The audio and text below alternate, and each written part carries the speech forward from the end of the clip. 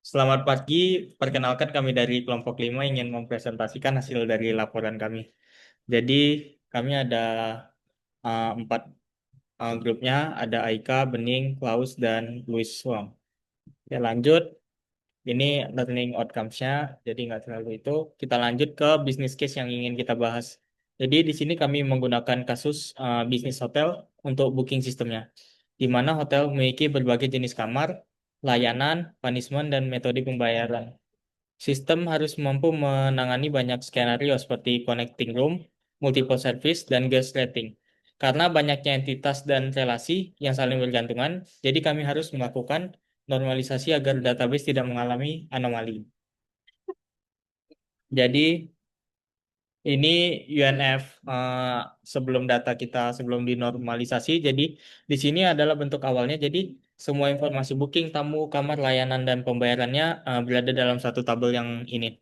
Jadi di sini kita bisa lihat ada multi value atribut seperti room number yang berisi banyak kamar dalam satu sel, serta service usage yang berisi banyak layanan sekaligus. Jadi ini bisa menyebabkan banyak masalah integritas data. Dan yang terakhir ada eh, problem WNF-nya yang kita pengen solve. Yang pertama itu update anomali. Misalnya jika harga kamar berubah, semua baris booking kamar terus harus diperbarui. Insert anomalinya, hotel tidak bisa menambahkan kamar baru atau layanan baru tanpa membuat booking baru. Dan yang terakhir kita delete anomalinya, menghapus satu booking dapat menghapus seluruh data. Itu jadi penting gas info atau kayak service usage-nya salah satu misalnya hilang, jadi itu bisa ngapus semuanya. Jadi itu kita perlu menormalisasikan ya. Oke, jadi sekarang untuk functional dependencies-nya ada primary dependencies, multivariate dependencies, dan transitive dependencies. Untuk primary dependencies itu cara bacanya kayak eh, guest name, phone, dan email itu fully dependent atau bergantung seluruhnya kepada guest ID. Terus room type, room status bergantung seluruhnya pada room number begitu. Untuk multivariate dependencies, satu apa room numbers tuh bisa ada berapa banyak value lebih dari satu untuk setiap booking number. Makanya dibilang multi-valued. Untuk transitive dependencies bisa dilihat dari contohnya booking number itu punishment tuh dependent sama booking number dan punishment cost dependent dengan punishment. Maka secara tidak langsung punishment cost itu tergantung sama booking number. Itu yang artikan dengan transitive dependencies. Oke, ini untuk first nomor form kita.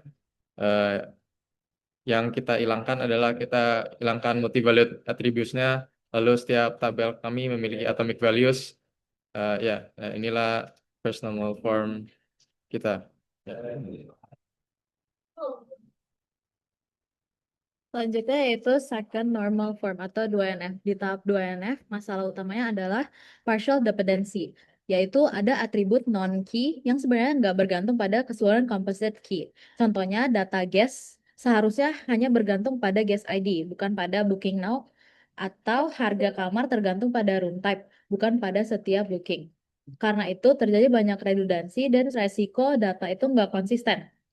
Solusi buat 2NF ini adalah memindahkan atribut-atribut tersebut ke tabel baru yang lebih tepat seperti tabel guest, room type, dan room. Hasilnya, booking hanya menyimpan data yang benar-benar milik booking, sedangkan data tamu, tipe kamar, dan status kamar disimpan satu kali aja. Selanjutnya, untuk third normal form atau 3NF, di tahap 3NF ini masalahnya yaitu transitive dependencies, yaitu atribut non-key masih bergantung pada atribut non-key lainnya. Contohnya, punishment cost bergantung pada punishment type, bukan pada booking law.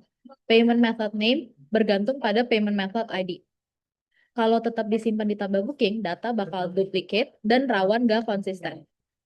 Solusinya itu ngebuat tabel referensi, baru seperti punishment, payment method, dan service. Lalu di tabel booking kita disimpan ID-nya aja.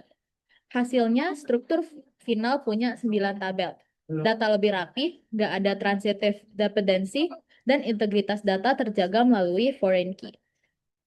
Ya, jadi ini buat ERD-nya. Jadi itu kesimpulannya database hotel booking sistemnya itu dari hasil normalisasi 3NF terdiri dari ada 9 tabel yang saling berelasi dan strukturnya lumayan efisien. Jadi setiap tabel tuh memiliki peran jelas. Ada tabel master yang nyimpen referensi data, terus ada tabel entitas yang nyimpen data utama, sama ada tabel penghubung yang nanganin relasi M sama N. Nah, ini buat implementasi SQL-nya, ini untuk booking dan pemilihan payment method dan tipe kamar dan service. Terus ini untuk guest info, ini untuk punishment dan kayak pelanggaran-pelanggarannya, sama payment method. Terus ini untuk jenis layanan, tipe kamar, sama data kamar. Ini untuk reservasi, terus kamar per booking sama layanan per booking. Oke, itu aja dari kelompok kami. Terima kasih.